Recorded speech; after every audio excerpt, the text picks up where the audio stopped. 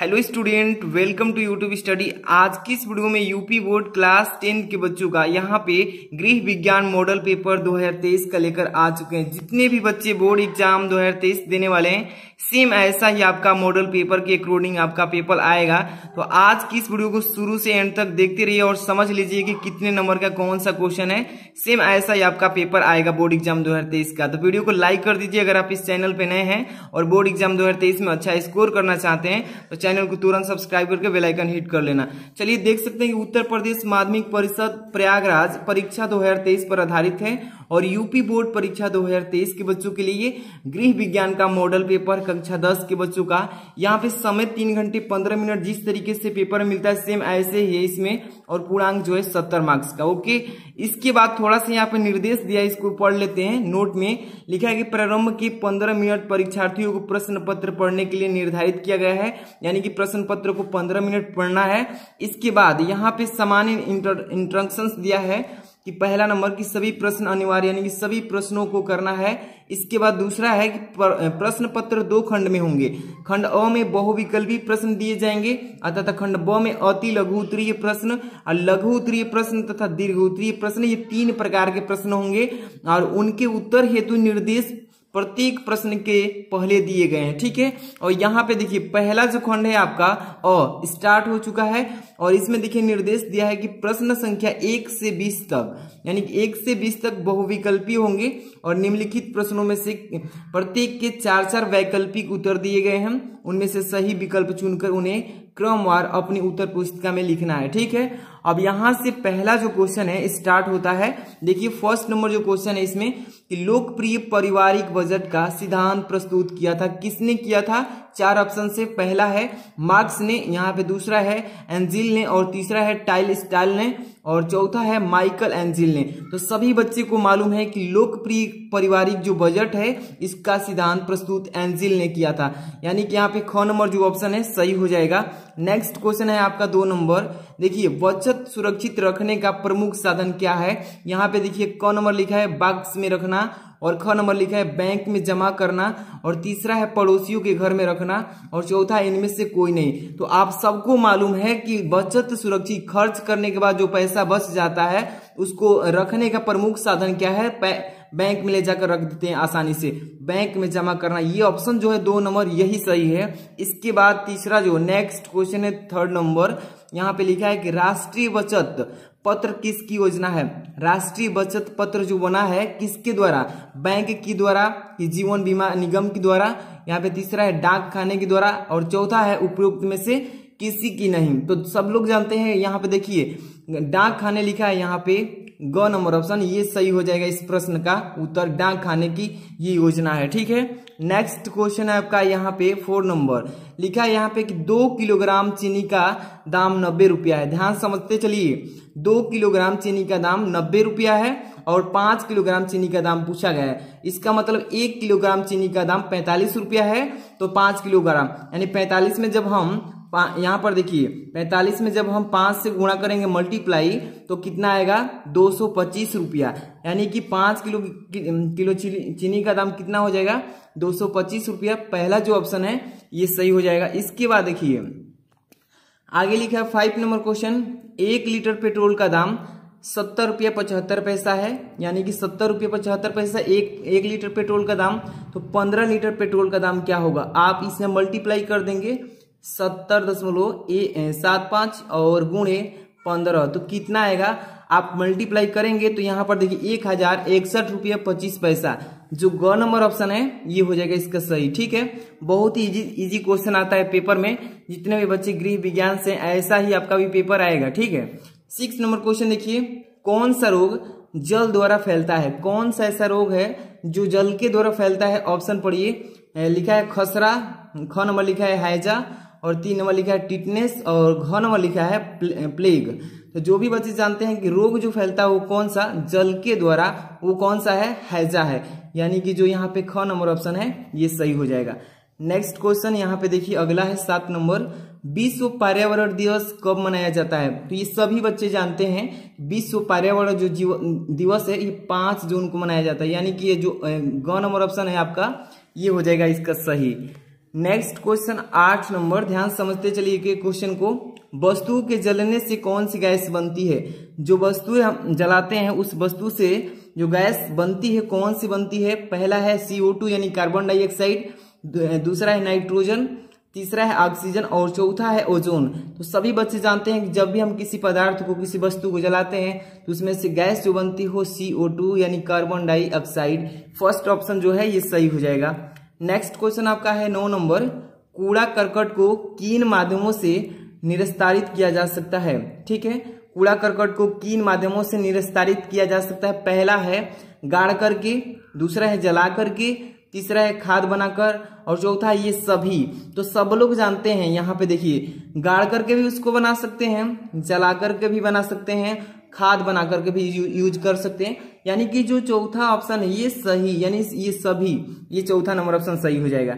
Next question आपका है 10 number, ध्यान समझिएगा क्या बोल रहा है इसमें कि संक्रामण रोग कैसे फैलता है? संक्रामण जो रोग है कैसे फैलता है? ऑप्शन पढ़िए, वायु से, दूसरा है जल से, तीसरा है संपर्क से और चौथा ये सभी। तो देखिए संक्रामक जो रोग है इसके फैलना का ये तीन जो ऑप्शन है, वायु से भी फैलेगा, जल से भी, संपर्क से एक दूसरे के, यानी कि जो चौथा ऑप्शन है ये सभी, ये हो जाएगा इसका करेक्ट आंसर।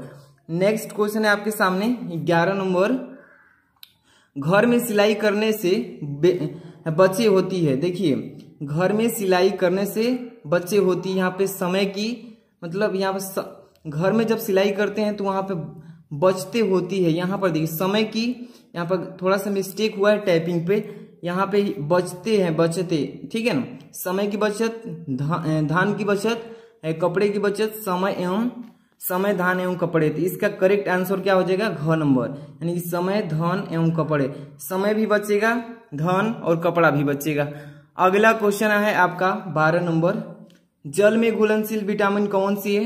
क number vitamin A, B, C और ख नंबर लिखा है विटामिन B, C और ग नंबर लिखा है विटामिन A, D और घ नंबर लिखा है विटामिन E। तो जल में घुलनशील विटामिन C और देखिए B और C, यानी कि जो B और C है यानी ख नंबर, ये हो जाएगी सही, ठीक है। अगला क्वेश्चन आपके पास 13 नंबर, किसके प्रयोग से तुरंत ऊर्जा मिलती है? किसके प्रयोग से तुरंत ऊर्जा मिलती है? विटामिन, प्रोटीन के वजह से, ग्लूकोज के, खनिज लवण। देखिए ग्लूकोज जो है इसके वजह से हमें तुरंत विटामिन मिलती है। अगर ग्लूकोज लेंगे तो तुरंत ही हमें ऊर्जा प्राप्त हो जाएगी, तो ग्लूकोज ऑप्शन सही है। नेक्स्ट क्वेश्चन है आपके पास 14 नंबर, लौह तत्व की कमी से कौन सा रोग होता है? लौह तत्व जो होता है इसकी कमी से कौन सा रोग प्राप्त होता है? यानी कि दिया है एनीमिया, इसके बाद रतौंधी, इसके बाद ग नंबर लिखा है मेरेसम और इसके बाद लिखा है टाइफाइड। तो देखिए 14 नंबर जो क्वेश्चन है इसका करेक्ट आंसर एनीमिया हो जाएगा, यानी कि जो क नंबर दिया है एनीमिया रोग जो है लौह तत्व की कमी से होता है। अगला क्वेश्चन 15 नंबर, ध्यान समझिएगा, मानव शरीर में फेफड़ों की संख्या कितनी होती है? 1 होती है कि 2 होती है? यहाँ पे लिखा है 4 होती है, यहाँ पे 5 होती है। तो मानव फेफड़ों में जो उसकी संख्या होती है 2, यानी कि ख नंबर जो होगा ये हो जाएगा इसका करेक्ट आंसर, ठीक है। नेक्स्ट क्वेश्चन आपके सामने है 16 नंबर, कौन सी वस्तु का प्रयोग अस्थि भंग में अधिक रक्त स्राव को रोकने के लिए किया जाता है? समझिए क्वेश्चन को, और ऐसा ही आपका भी क्वेश्चन पेपर आएगा। जो भी बच्चे वीडियो को लाइक नहीं किए हैं लाइक कर दीजिए और चैनल पर नए तो सब्सक्राइब भी कर लीजिए, ताकि ऐसे ही सारे सब्जेक्ट की आपको PDF वीडियो सब कुछ मिलता रहे। कौन सी वस्तु का प्रयोग अस्थि भंग में अधिक रक्त स्राव रोकने के लिए किया जाता है? पहला है बर्फ का प्रयोग, दूसरा है टूर्निकेट का प्रयोग, यहाँ पे तीसरा है रुई से दबाना। इसमें से 4 नंबर लिखा है नॉन ऑफ दीज। इसका प्रयोग क्या हो जाएगा? टूर्निकेट का प्रयोग। यहाँ पर देखिए जो ब नंबर ऑप्शन है ये सही हो जाएगा, सॉरी ख नंबर, ठीक है। इसके बाद अगला क्वेश्चन है यहाँ पे 17 नंबर, लिखा है कि कृत्रिम विधि से मांस कब दिलाई जाती है? यहाँ पर देखिए कृत्रिम विधि से मांस कब दिलाई जाती है? पहला है जल में डूबने पर, ख नंबर लिखा फांसी लगाने पर और ग नंबर दम घुटने पर, तीसरा है तीनों अवस्थाओं में। इसका करेक्ट आंसर हो जाएगा तीनों अवस्थाओं में दी जाती है, यानी कि जल में डूबने पर भी, फांसी लगने पर भी और दम घुटने पर भी। 4 ऑप्शन जो है चौथा है सही हो जाएगा।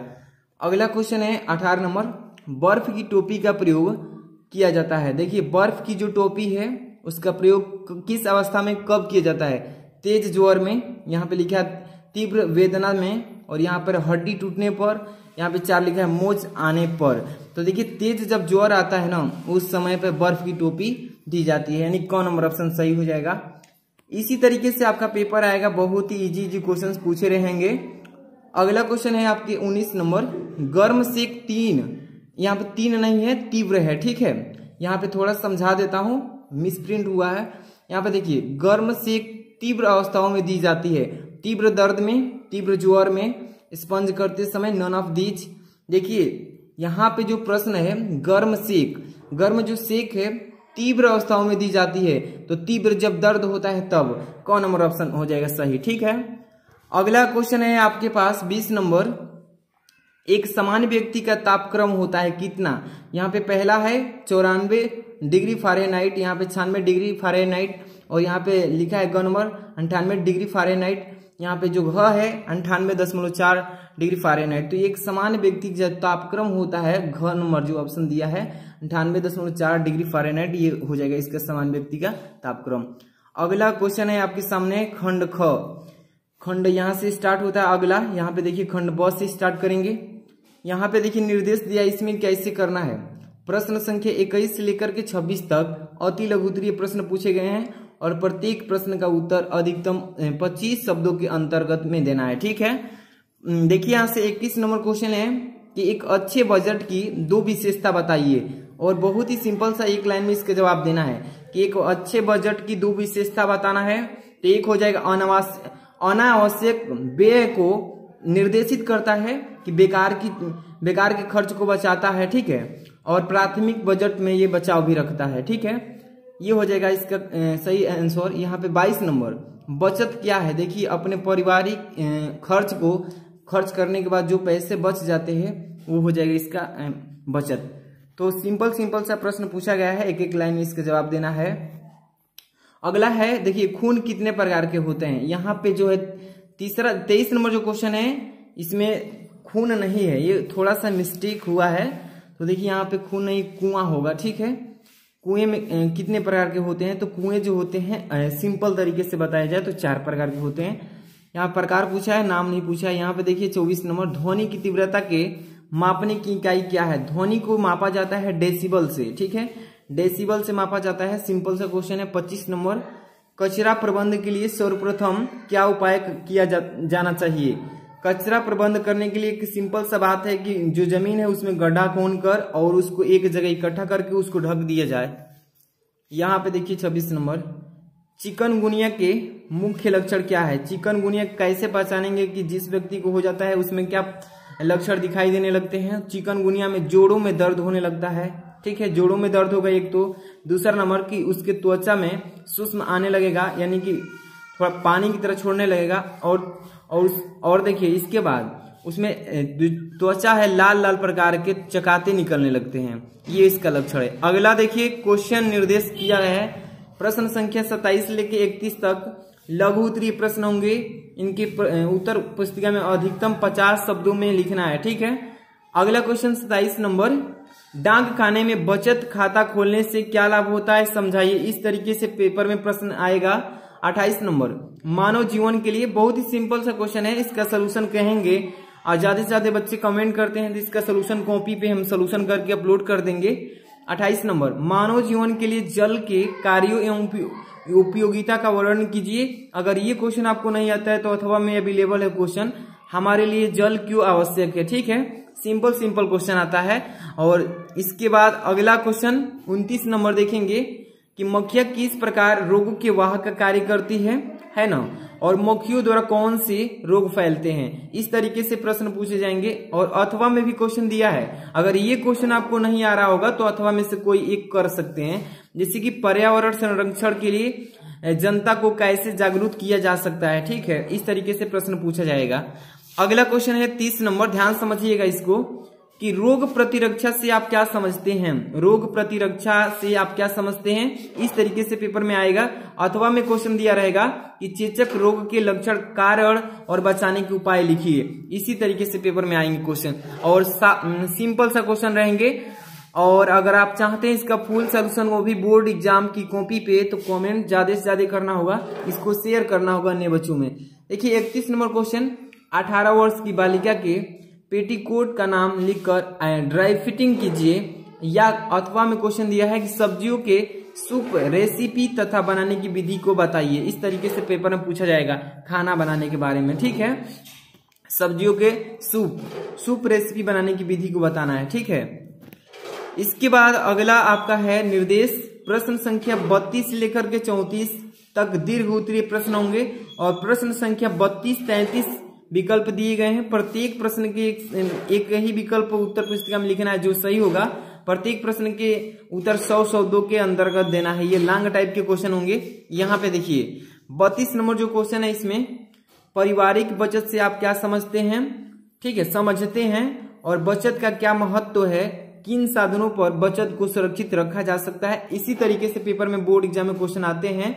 अगर वो क्वेश्चन नहीं आ रहा है तो आप अथवा में जो दिया है वो भी कर सकते हैं। जैसे जल का संगठन बताइए तथा जल प्राप्ति के स्रोतों का उल्लेख कीजिए तथा अथवा जल प्राप्ति के मुख्य स्रोत बताइए। अगर आप इस मॉडल पेपर का पीडीएफ चाहते हैं तो वीडियो के डिस्क्रिप्शन में टेलीग्राम लिंक दिए हैं, वहां से जाकर के ज्वाइन हो जाइए, वहां पे सेंड कर देंगे।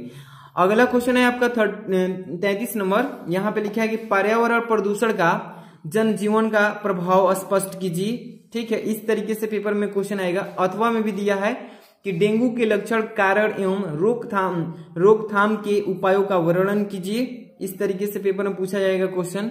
अगला क्वेश्चन है आपका 34 नंबर। वायु द्वारा रोग कैसे फैलता है, यहाँ पे फैलता है, ठीक है, फैलता लिखा है, मिसटाइपिंग हुआ है। यहाँ पे देखिए वायु द्वारा रोग कैसे फैलता है, वायु द्वारा कौन कौन से रोग फैलते हैं, वर्णन कीजिए। या अथवा में दिया है कि विषाभक्त भोज से आप क्या समझते हैं, तात्पर्य पूछा है इसके बारे में। तो ये 34 क्वेश्चन था टोटल आपके इस पेपर में। जितने भी बच्चे बोर्ड एग्जाम 2023 देने वाले हैं तो इस पेपर का पूरा फुल सोल्यूशन एक बार देख करके जाइएगा।